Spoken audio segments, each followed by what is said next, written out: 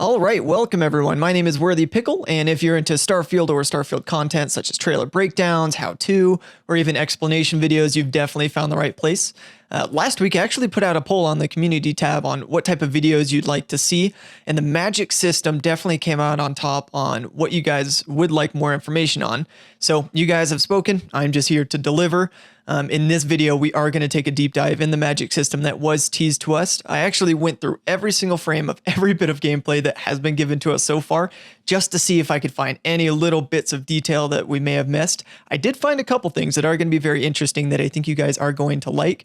I really do think this is the most thorough or intricate video on the magic system that is on YouTube. I really haven't seen much out there, so I really do hope you guys enjoy. Before we do jump into the video though, it really would mean the world to me if you take just a couple seconds, hit the subscribe button, turn on the notification bell so you know when I come out with more content on Starfield. Also, hit the like button for this video. It really does mean more to me than you can imagine. All right, with all that taken care of, let's go ahead and jump right into the video. I want to start off by, first of all, is there magic in Starfield? And if there is, how do we define magic? So let's turn to what Todd Howard has to say about magic. Going to space, I think there's a magic in just defying gravity and taking off from a planet. Like it's extremely difficult human endeavor. It is a world that you get transported to that you can really make your own. And that's where, for me, the magic is. All right, you heard it straight from Todd's mouth. Magic for him is taking off from a planet and defying gravity, as well as being implanted in a new world that we can make our own. So there you go. Magic is confirmed. There you go. Thanks for joining in the video, and we'll see you in the next one. Okay. All jokes aside, you guys are actually here, most likely because you saw this little clip from last showcase.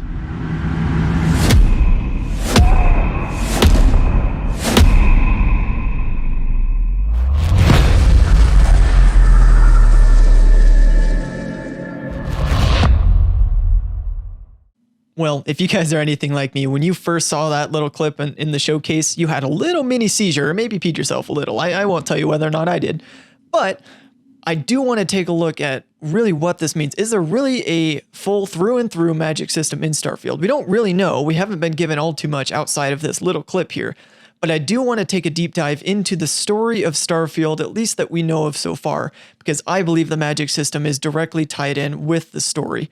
After going through the story, I do want to share one little clip that I did find in the showcase that may point towards the fact that there is going to be an intricate magic system, not just this one little power that we did see. Now, I do want to preface this entire video with the fact that we don't really know that much about the main story, nor do we know much about the magic system. That's obviously why you guys are here, because we weren't really given much in the showcase. But when it comes to the story, I am going to be kind of bridging some gaps. I am going to be speculating on a few things, so don't roast me if it's disagreeing with what you guys think is the main story. But I do imagine that there is going to be a heated discussion in the comments section about what the main story really is going to be, or a few hints that were given. So by all means, if you have a different view than me, just put it in the comments section. I'm sure there's a lot of people that agree with you. Obviously, I don't know everything, but I am going to be presenting my opinions on the main story and how it connects to the magic system. So again, I hope you guys do enjoy. Let's go ahead and get started with the story. So we know the bulk of the main story is going to revolve around the artifacts. We don't know exactly where we're going to start the game. My guess is we're going to start at Cydonia, which is the mining city on Mars. From the showcase, we see that we're guided at an elevator. We're given a helmet, of course, so we are safe. Shortly after we go down the elevator and start mining, we come in contact with an artifact. After touching it, we see a vision, and that causes us to be incapacitated. And then that's where we then wake up and see this. Snap out of it! Hey, come on. Okay, take it easy. You were out cold. No physical damage. Mentally, the jury's still out. You know who you are? New recruit for Argos Extractors? Ring any bells? Any of this look familiar? While we are here, I do want to mention, if you look at the person on the right side that's holding the artifact, I mean, he's holding it just fine. He obviously didn't have any vision from it, or at least so it seems. He's just kind of holding it, chilling, like, hey, look, I found this thing next to your body that was unconscious. This makes me wonder, are we special? Is it kind of like the Dragonborn, where we're the only ones that can speak the dragon language? Is this kind of the same thing, where we're the only one that can see the visions? However, one small detail that I'm about to show you makes me think maybe we're not the only ones that can see it, and all the members of Constellation or some of them can. So, you found something? The new guy found it. You dug up the artifact, right? That means you saw it. The visions? While this doesn't confirm that he has actually seen the visions, it does mean we're not the only ones that have seen it. Sounds like they're pretty familiar with the idea of visions from these fragments. So we can't be the only special one that can see these.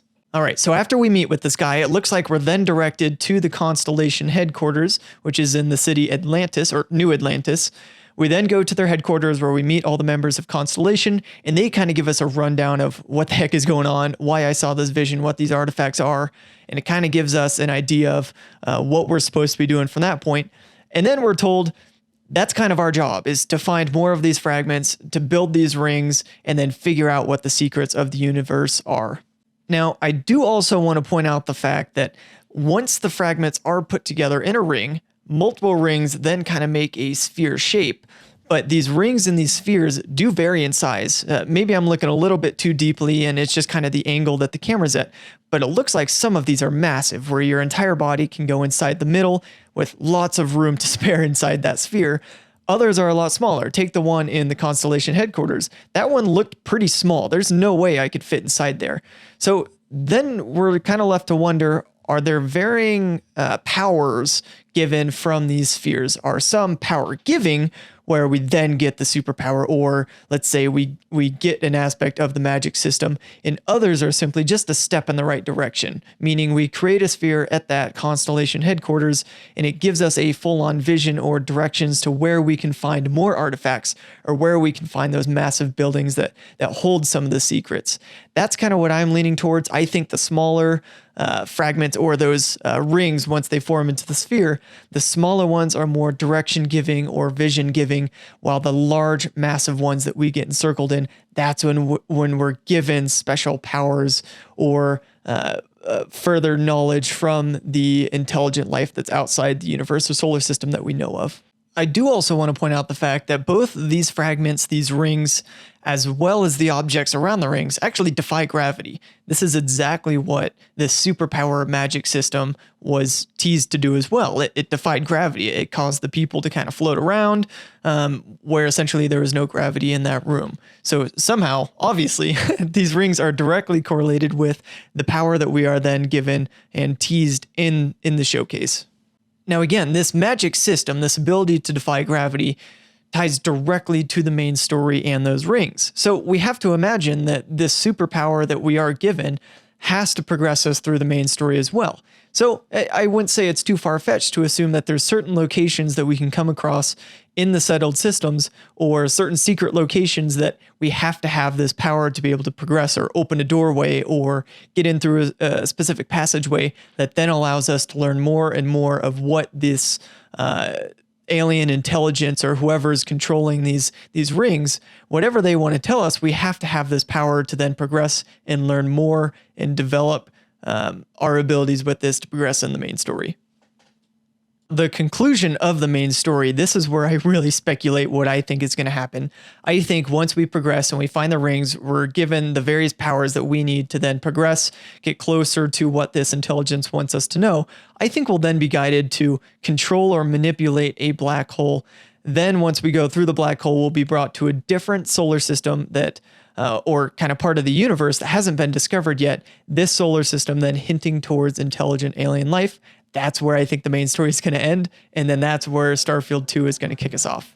If you're invested in the Starfield community, you know intelligent alien life is kind of a sensitive topic. It's very controversial, but I really do believe that either there will be some sort of intelligent alien life in this game, or it's going to be hinted at and then kind of taken over in Starfield 2, where there will be intelligent alien life. I mean, we know the whole point of the main story is figuring out what's out there, and I think that's intelligent alien life. But let me know what you think in the comment section on that. All right, now that we just went through the entire main story and how that connects to the magic system, at least as so far as I believe, you may be thinking, Worthy, like, okay, all that's great, but you really haven't told us how the magic system relates to combat, or whether there's a through and through magic system and it's not just a one-off power that we have.